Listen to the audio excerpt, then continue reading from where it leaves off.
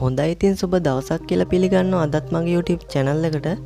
ඉතින් අද කතා කරන්නේ කොහොමද හරියටම වෙන කෙනෙක්ගේ WhatsApp DP එකක් download කරගන්නේ කියලා.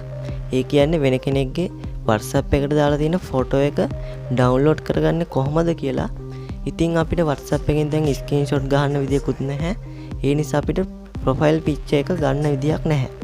හැබැයි අපිට website එකක් කරා ලේසියෙන්ම download කරගන්න පුළුවන්. ඉතින් එහෙම download කරගන්නේ කොහොමද කියලා අපි දැන් බලමු. ඉතින් වීඩියෝ එකට යන්න කලින් මතක් කරනවා තාමත් මගේ YouTube channel එක ඔයා subscribe කරලා නැත්නම් දැන්ම subscribe කරන්න. ඒ වගේම වීඩියෝ එක හොඳයි කියලා හිතුනොත් අනිවාර්යෙන් like එකක් දාන්නත් අමතක කරන්න එපා. එහෙනම් අපි දැන් වීඩියෝ එකට යමු. Audio Jungle.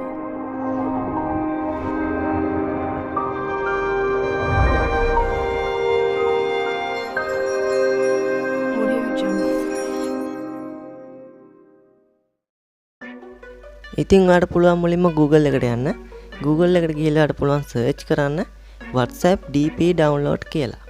ඉතින් ඒ විදිහට search කරාට පස්සේ මේ විදිහට උඩින්ම website එකක් බලා ගන්න පුළුවන් WhatsApp DP download කියලා. ඉතින් ඒක touch කරන්න. touch කරාට පස්සේ ඔයාලට මෙන්න මේ විදිහට තමයි බලා ගන්න පුළුවන් වෙන්නේ.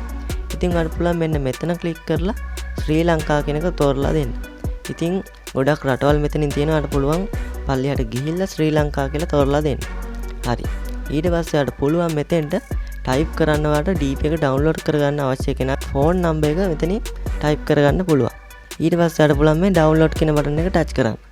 එතකොට පොඩ්ඩක් load වෙනවා. load වුණාට පස්සේ ඔයාලට පුළුවන් මෙන්න මේ විදිහට බලා ගන්න පුළුවන්.